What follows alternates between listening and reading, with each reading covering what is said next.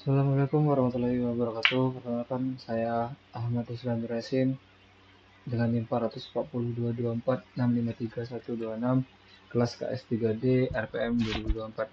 Di sini saya akan mempresentasikan tugas 3 saya, yaitu dengan judul Simulink Permodelan dan Kontrol PID. Tujuan presentasi ini yaitu memahami proses permodelan sistem dinamik dan penerapan kontrol PID melalui MATLAB Simulink. Pemodelan dilakukan untuk menjembatani konsep teoritis persamaan diferensial dengan representasi visual berbasis blok. Menurut Ogata, pemodelan ini bertujuan agar mahasiswa mampu menghubungkan hubungan matematis sistem fisik menjadi bentuk simulatif yang dapat diuji stabilitas dan performanya. Kemudian, yang pertama kita bahas adalah model tank level. Yang pertama, pemodelan tank level. Sistem ini menggambarkan dinamika cairan dalam tangki berdasarkan hukum kontinuitas massa. Di MATLAB Simulink, blok utama yang digunakan antara lain integrator, menghitung perubahan ketinggian terhadap waktu. Kemudian ada gain, yaitu mewakili konstanta aliran atau luas penampang. Kemudian ada sum, menghitung selisih antara debit masuk dan keluar. Dan menurut ahli Fahmi, pemodelan ini efektif untuk menguji pengaruh konstanta alias aliran dan luas tangki terhadap kestabilan ketinggian fluida. Kemudian yang kedua yang bahas dengan kontrol proporsional. Blok PID controller P saja ditambahkan untuk menyesuaikan debit masuk berdasarkan error level tangki. Hal ini mengutip prinsip dasar kontrol proporsional di mana penguatan atau gain mempercepat respon sistem, namun terlalu besar akan menimbulkan overshoot. Kemudian model mass spring damper. Pemodelan sistem. Sistem ini digunakan untuk memodelkan respon getaran mekanis akibat gaya eksternal. Blok yang digunakan integrator 1 dan 2 untuk kecepatan dan posisi. Kemudian gain untuk konstanta massa, pegas, dan rendaman. Sum untuk menjumlahkan gaya total. Kemudian ada add transfer function. Transfer function ditambahkan agar sistem dapat dievaluasi di domain Laplace sesuai prinsip linear time invariant. Menurut Sikora, model ini penting untuk memahami bagaimana konstanta pegas dan rendaman mempengaruhi respon frekuensi sistem. Kemudian ada model DC servo motor. Yang pertama kita bahas pemodelan motor DC. Sistem elektromekanik ini menggambarkan hubungan antara tegangan, arus, dan kecepatan sudut. Blok Simulink yang digunakan elektrikan subsistem, yang mana itu adalah resistansi, induktansi, dan gaya gerak balik. Kemudian ada mechanical subsystem, inersia, dan torsi. Kemudian ada gain dan integrator, yaitu menghubungkan arus listrik terhadap kecepatan. Selanjutnya ada add S-domain. Konversi ke fungsi alis S-domain dilakukan agar dapat dilakukan analisis kontrol dan stabilitas. Menurut Ogata, metode ini adalah dasar dalam desain kontrol PID karena memungkinkan analisis respon waktu dan frekuensi secara matematis.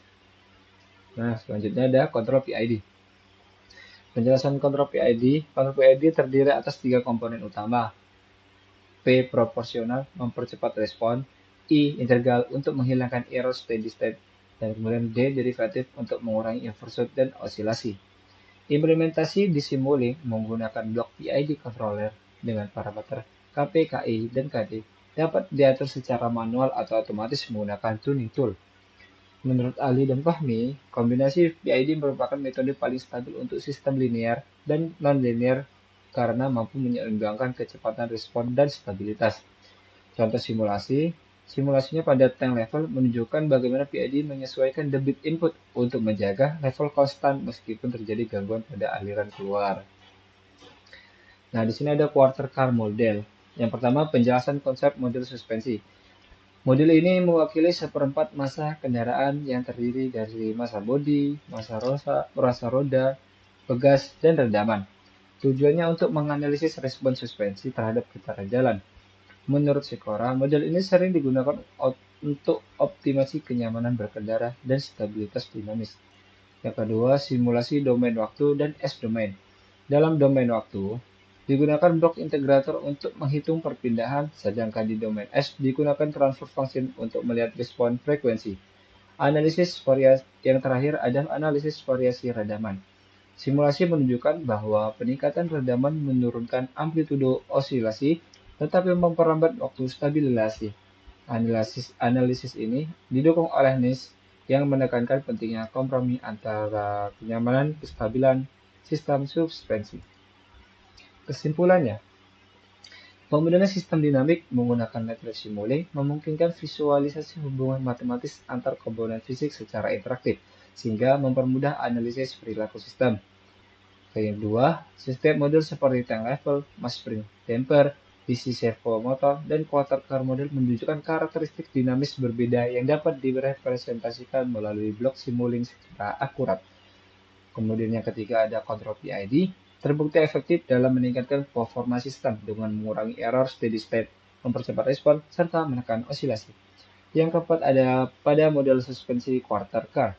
Variasi koefisien peredaman berpengaruh signifikan terhadap kenyamanan dan stabilitas kendaraan, sehingga diperlukan kompromi antara kedua aspek tersebut.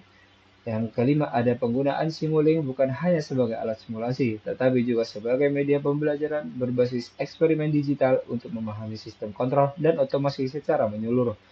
Dan yang terakhir ada secara keseluruhan, kegiatan ini memperkuat pemahaman mahasiswa terhadap konsep sistem dinamik dan tuning kontrol, serta menanamkan dasar penting dalam penerapan teknik kontrol modern dan otomasi industri.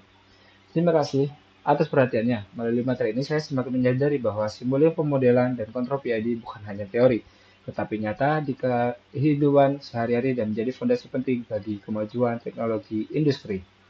Nah, selanjutnya di sini saya akan menjelaskan tentang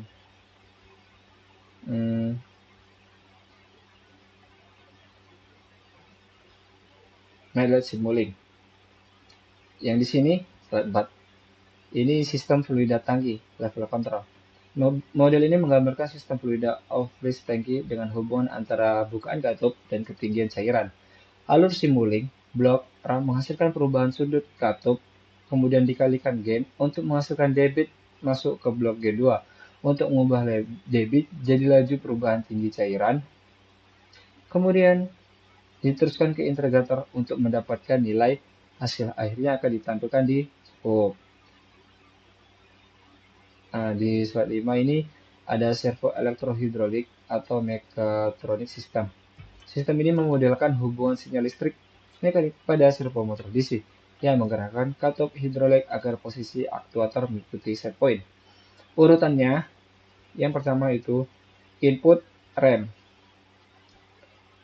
Input rem atau set point, kemudian ke DC controller PID mengatur kecepatan motor, kemudian amplifier memperkuat sinyal kendali, kemudian ada motor DC subsystem mengubah tegangan menjadi torsi dan kecepatan, kemudian lanjut di gear gain mengkonversi kecepatan motor menjadi posisi katup, dan ada feedback loop mengukur posisi aktual dibandingkan dengan referensi agar error dikoreksi otomatis. Di slide 6 itu sistem massa pegas redaman. Model ini mewakili sistem mekanik orde 2 dengan massa, pegas, dan peredam yang merespon input gaya atau permintaan dasar. Urutannya yaitu input displacement dikalikan gain menghasilkan gaya pegas. Kemudian dikurangi gaya redaman dari gain C dihasilkan dibagi 1/M untuk memperoleh percepatan. Integrator 1 menghitung kecepatan, kemudian integrator 2 menghitung posisi, keluarannya ditampilkan di scope. Oke. Kemudian ada di sini pengembangan dari slide layar sebelumnya dengan tambahan jalur umpan balik penuh untuk simulasi lebih realistis.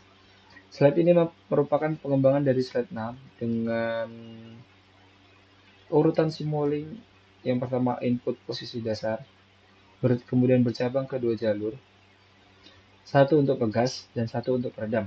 Sinyal gaya total masuk ke gain, kemudian 2 integrator membentuk kecepatan dan posisi, kemudian posisi Y diumpan balik ke blok gaya untuk menjaga konsistensi gerak relatif. Kemudian hasil ditampilkan seperti biasa di scope. Oke. Di sini ada motor DC model. Model ini menggabungkan sistem kelistrikan, arus dan tegangan dengan sistem mekanik, torsi dan kecepatan sudut. Urutannya adalah input tegangan V melalui gain untuk menghitung arus berdasarkan hukum. Kemudian arus dikalikan gain menghasilkan torsi. Kemudian gain 1 per joule menghasilkan percepatan sudut. Kemudian 2 integrator menghitung kecepatan dan posisi. Kemudian kecepatan dikalikan gain Kb menghasilkan tegangan balik. E diumpan balik ke persamaan tegangan di input dan scope menampilkan kecepatan motornya. Dan ini slide 9 motor DC dalam fungsi alih. Slide ini menurunkan model motor DC yang menjadi bentuk fungsi alih untuk menganalisis hubungan tegangan terhadap kecepatan. Urutan simulingnya input control, kemudian ke transfer function 1 per LS per R, kemudian lanjut untuk sistem kelistrikan itu, kemudian dilanjutkan dikalikan dengan gain KT untuk sistem mekaniknya. Kemudian dilanjutkan feedback loop menambahkan efek. Kemudian output scope menunjukkan kecepatan sudut terhadap input tegangan. Kemudian ada PI controller. Sistem ini menunjukkan pengendalian tinggi drone menggunakan kendali proporsional integral untuk menghilangkan error steady state. Urutan simulingnya set point 50 M dibandingkan dengan posisi aktual drone. Kemudian error masuk ke blok proporsional KP dan integrator. Hasil keduanya dijumlahkan. Kemudian sinyal kendali diteruskan ke sistem ketiga drone. Scope menampilkan konvergensi tinggi terhadap target. Kemudian ada PID dengan derivatif. Ini untuk mempercepat respon dan mengurangi overshoot pada kendali drone. Urutannya yaitu error, kemudian masuk ke 3 jalur KP, KI, dan KD. Ketiganya dijumlahkan menghasilkan sinyal kendali, kemudian dikirim di sistem drone, kemudian hasil output dibandingkan kembali melalui feedback hingga error. Scope menunjukkan respon lebih cepat dan stabil. Nah, di sini ada PID control pada sistem tangki. Model ini menggunakan kontrol PID simuling bawaan untuk mengatur ketinggian cairan pada tangki terhadap perubahan input. Urutan simulingnya, input set point konstan 0,3 dibandingkan dengan level tangki aktual. Nah, kemudian error menuju PID block, kemudian output dikirim ke plant atau tank yang mempresentasikan dinamika cairan. Kemudian hasil dikembalikan ke komparator, kemudian display dan scope menunjukkan level tangki yang stabil mendekati set point. Nah, di sini ada quarter car model. Model ini mempresentasikan sistem suspensi kendaraan 2 derajat kebebasan dengan massa bodi dan massa roda.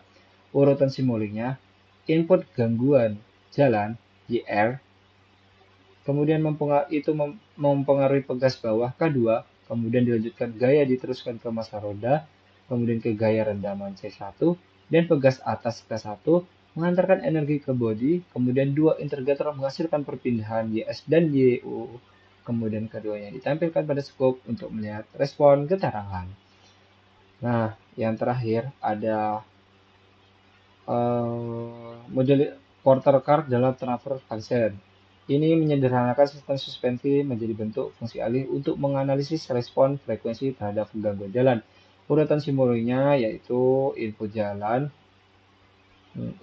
step, kemudian masuk ke 2 transfer function blok yang mewakili hubungan YS dan YR, dan YU dan YA. Hasil masing-masing ditampilkan di scope untuk membandingkan redaman dan kestabilan suspensi. Itu saja yang dapat saya sampaikan. Terima kasih. Wassalamualaikum warahmatullahi wabarakatuh.